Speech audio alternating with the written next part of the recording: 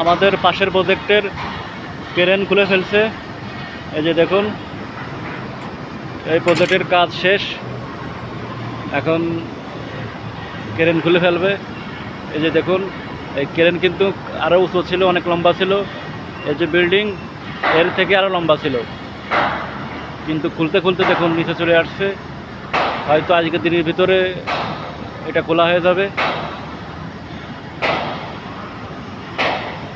এই যে দেখুন,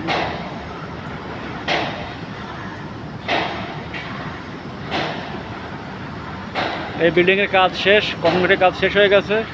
এখন শুধু ভিতরের কাজ চলছে, টাইলস, প্লাস্টার, অন্য অন্য যে ওয়ারিং যে কাজগুলো আছে সেই কাজগুলো চলছে।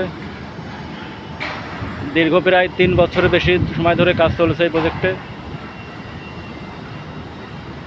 এখন বাইরে গ্লাস লাগানো বা অন্য অন্য যে কাজগুলো আছে ওই কাজগুলো চলছে দ্রুত।